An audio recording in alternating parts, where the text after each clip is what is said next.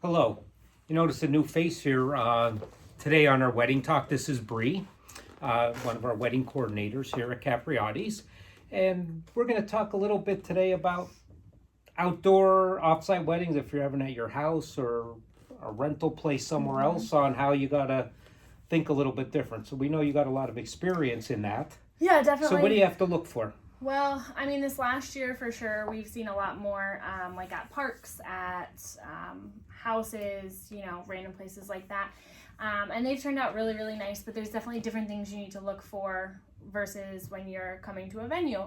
So obviously you have to worry about your tent, but some things you might not initially be thinking about would be, the size of your tent. You want to make sure, obviously, you're fitting on your guest tables, your sweetheart or head table, but you're going to want to think about extra tables like your buffet, cake table, gift table, things like that, which, I mean, your tent companies will typically have recommendations as far as that goes. But one of the things I know I've run out on sometimes when I met them, they get the tent for the right amount of people from the tent, but they don't always take into consideration if they're having a buffet, your cake table, a gift table, and stuff like that. So you got to like oversize it a little bit. Yeah, and then definitely. Also the bar, which I like when they set up the bar like in a little separate tent off the main tent, seems to work out well because that takes up space. Yeah, it does take up space, and then you also have to worry about the flow of things. So you don't want to put the bar in a back corner where everybody's going to be weaving through all the tables to try to get back there.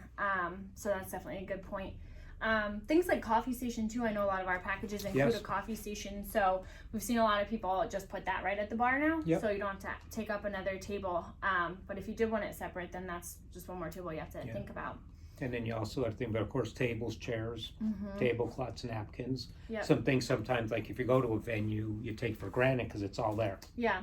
One of the biggest things I've had to kind of ask people, and we have to think about it a little bit, is water glasses. Do you want water glasses on the tables? Are you just doing water bottles at the bar? What's your table setup going to look like? And if so, do you need to be renting those things from places like water pitchers, things like that? And actually, it's kind of funny to think about, but you're definitely not really thinking of this in the forefront of your mind during weddings, but garbage cans. We've shown up some places, and not that there was ever a problem, but that wasn't a question I was asking right off the bat. So do you bring those? Does your park or fire hall or something provide those?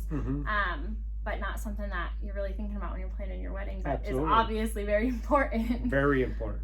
But they're just a couple of things to look for if you're planning a Grove wedding or at your home or outdoor wedding. Just some extra things to think about. Yeah, they can definitely be done really nice. We saw a lot of really good ones last year. Very nice, really nice. So till next time, have a great day.